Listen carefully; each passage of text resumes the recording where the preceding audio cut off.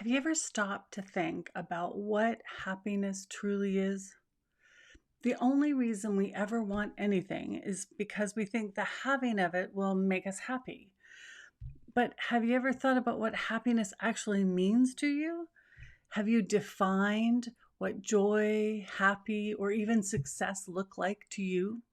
This video is all about defining happiness and finding your true power once again instead of giving it away to outside circumstances. So, the definition of happiness will influence what we desire. If you're currently living by someone else's definition, then you are letting them or society as a whole determine your level of joy in any moment of the day. And well, quite honestly, that doesn't sound like much fun to me. And it takes us a long time to figure out that we have bought into quite often a version of happy that doesn't necessarily fit what truly makes us happy. Yet we have this universal or societal definition that we go along with because that's what majority says. So most of us have a very long wish list. We have a longer to-do list and then an even longer list of what has not been accomplished or what hasn't been done. So, what if you defined happiness and success or joy for yourself and then used that definition as a filter to choose what gets space on your lists and to knock a whole lot of that stuff off your list?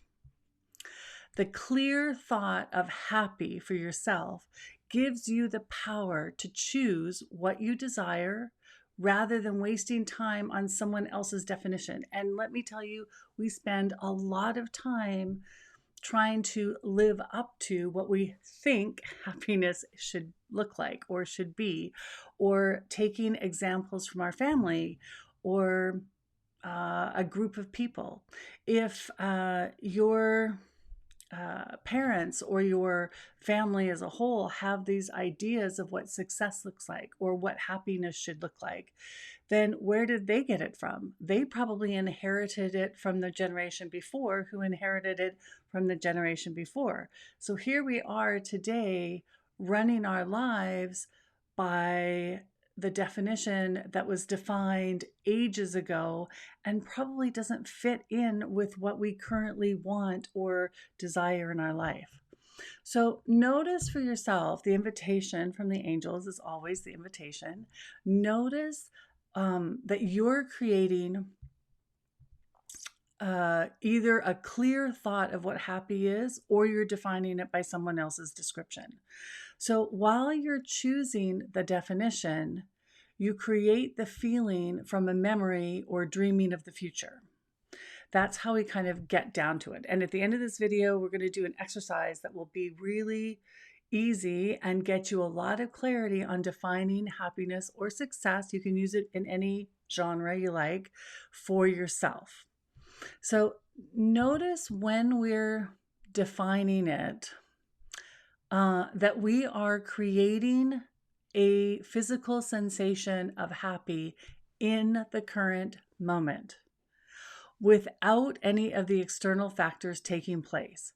When you're daydreaming, when you're remembering, all of that, it's happening now without those external factors. So if I think back to a time when I was really happy, could have been when my kids were little and my son, he was about 4, and I just remember thinking like, oh, his chubby little hand is so like adorable and he's not going to want to hold my hand forever. And even at 4, he was starting to like not wanting to hang on to mom. And just this moment of like joy or bliss that came over me. So in this moment today, I'm remembering that occurrence. The sensation of joy or bliss is actually taking place now, not then. And my son is no longer 4 and no longer has this chubby, sweet little hand, and he's not holding my hand. So none of the external factors are taking place, but I can still create the sensation of joy or happiness or bliss. So noticing this is where our power lies.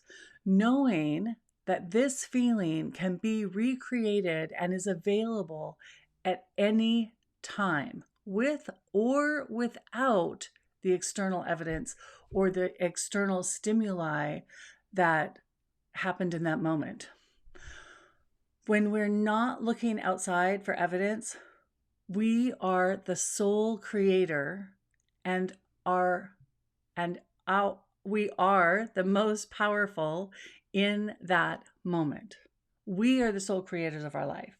We are the sole we are the power in that moment. Nobody else, no external forces needed. So that's where the real power comes from. So, how do we define happiness for ourselves? So, you can ask yourself some really simple questions. I suggest you allow yourself some time to do this. Even if you ask, actually, what came through when I was downloading this was asking one set of questions a day and then doing it over a few days. So you can like give yourself a half an hour or something, allow yourself some time and space where you can be in a quiet environment and you're not going to be disturbed. Kind of like your meditation time would be perfect. Actually, this is a great thing to do during meditation. And then ask yourself some of these questions. So, and I also suggest that you have a pen and paper so that you can write down any ahas or inspiration that come to you. There's also a point in the exercise when you're going to want to take notes because you're going to look back after it for in order to see a pattern. So this can also be done in one day as long as you give yourself enough time. So if you're on vacation, maybe nice time to do it. And so just close your eyes, take a couple of deep breaths, and take yourself back to a memory where you were really happy. Just like I did now, I could remember my son holding my hand. Maybe it's another time, maybe you're on vacation. Maybe it's just a really simple time of having family dinner. Just remember a time when you felt really happy. And notice where that shows up in your body. Where do you have the physical sensation of happy?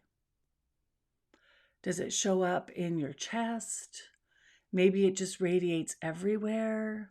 Is there like a color to it, a texture perhaps, a physical sensation? Maybe you feel tingling, or maybe you feel really full, or whatever. Maybe it's really light. Is there a color, anything like that? Just notice all the physical sensations of happy for you. And of course, you can do the same exercise and switch out the word happy for success or joy or healthy, whatever it is that you want for you, peaceful, whatever it is that you're defining for yourself, because really all of those words, we need definitions for ourselves. Where did you feel it? How did it feel? Could you describe it? Use your memory to help stimulate all of the stuff that's going on in your body. And in the first exercise, we're simply noticing where it sits in our body, how it feels, how you would describe it. Okay, and then you can take notes. You can sit there for a while. I actually, when I did this recently, I just sat for like 20 minutes in that feeling of happy, just reliving that like afternoon of my day that happened years ago. So the next time you're going to sit down, you're going to think of several times, again, memories when you felt happy or successful or joyful, peaceful, whatever it is you want. So you're going to think back to a few times, and this time you're going to pay attention to where you were. Now we're looking for the external stimuli. So we're going to pay attention to not just how it feels in our body, but you'll recognize that this feels familiar because we did this yesterday or, the other day. You're going to pay attention to where you are, who you're with, what you're doing, all of that kind of stuff. So all of the external circumstances, we're going to pay attention to that and make some notes. Write down who you're with, the memory, maybe just a couple of lines about where it was, what was the weather like, all that kind of stuff. Just make note of the things that pop up first in your mind, because those are going to be the things that were triggers for you in that moment that helped create the external factors that made you happy. So if I think back to several times, like if I were to think back to like 10 times when I was really happy, it's always sunny. Like sunshine for me is a big outside stimulus for happy. Lots of those times I was outside. Lots of the times I was with people that I really cared about. So even though I think I'm a loner, when I did this exercise and thought back to memories, I think except for one, I think I went back to like 15 memories, and about 2 of them I was on my own, but the rest of them were with people, and I was in conversation or just enjoying the energy of a group. So make note of all these things. This is what you're going to look at. When you're done this, take a good half hour anyways, at least, to do this. Then look over your notes and notice the pattern. A pattern will occur. Oh, look at that. I was like always outside, or I was with people, or I was alone, or all these, the common, what are the common threads? There we go. What are the common threads of external circumstances when you remember back to times when you were really happy? And if it doesn't, then you can just make note of of the patterns. So for me, it's sunshine, relationships or people, but small groups of people. I can't remember the last time I was like happy in a large group of people. No, thank you. Too much energy. So, and just, you can attach next time we're going to do this. So this is your third trip to the meditation mat or wherever you're going to do it. The third time is to find a word or phrase that describes your happiness. It doesn't have to be a feeling word. It could be a color. It could be, for me, it could just be sunshine. Sunshine, it's like warm, inviting, encompassing, that literally the physicalness of warm. It's bright. It's optimistic. It kind of encompasses all those words. Oh, I like that. That just popped right in. Okay, so find for yourself this like way to define happiness for yourself in a very short phrase or a couple of words that you can use to bring yourself back to this state whenever you want to. So if I was to just post-it note the word sunshine on my desk, when I look at it, I will know that it is encompassing all those things. So it's just kind of like we're going to use it as an external trigger to remind us that we can get into that place without anything other than the trigger. Does that make sense? Okay. So, and this is, note that your definition will be unique to you. So nobody else is going to have the same definition as you. This is why no one else can decide what makes you happy. Really. It's why when people say, oh, I'm just doing this for your happiness, it grates somehow. Or I'm doing this for your own good. Or I know what's best. We can't. So notice when you say that for yourself. Notice that when we, decide for our kids about what is best for them. Well, actually, we don't know what's best for them because we're not them. just like our parents aren't us, right? Okay, so now take the final piece is to take this definition and look at those long to-do lists and the list of things that you have not accomplished and you're judging yourself on, and start crossing things off.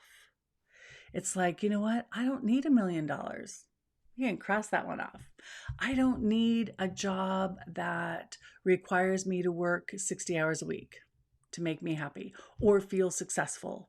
Whatever it is for you, you can start crossing things off your list. You know what? I don't really care if the dishes get done every day. That does not define me as happy or successful. You can start crossing stuff off your list. So this is where we're using your unique definition of happy or success or peace as the filter for what makes space on your list. Because most of our lists are made up of somebody else's definition of happy or successful or whatever it is, fill in the blank. So it is essential to creating a life that we love and manifesting circumstances, things, and experiences that are right for us without knowing what makes our definition of happy. How can you possibly find fulfillment? If you don't know what you're trying to fill, you're just going to keep piling stuff on and trying it on until it maybe fits, wasting time and energy and getting frustrated and overwhelmed in the process. So knowing your definition for success or your definition for happiness is a shortcut to getting there. And it takes back all of your power into your court because now you know what you're fulfilling. And you know that you don't actually need any of the outside stuff to get there. If you're having an overwhelmed day, if you're having a frustrated day, if you're just having a moment of blah, then you can use your trigger, sunshine, happy 4-year-old fingers, whatever, to bring you back to the feeling of happiness so then you can continue on your day. So the angels have told me that this is a foundational type of teaching. They say that this is one of the foundations. Like if we can define for ourselves our own version of happy, then it gives us so much power and so much clarity that then so much of what else they say dovetails into this. And it's like jigsaw pieces that all fit together. So they're going to be sharing more about this. If you have any questions or ahas, please leave them in the comments. I'm anxious to see what you guys have got from this and what your definition of happy looks like for you. So try it on, try it out, and as always, keep what works for you and throw away the rest. So guys, I've had a fantastic time. Enjoy your day, and I hope this is helpful. Be sure to subscribe and hit the notification bell if you want to get more videos like this, and leave comments leave a comment below so that you can get things that you want to know into videos, and I can do that. Okay, guys, have a fantastic day, and we'll see you all later.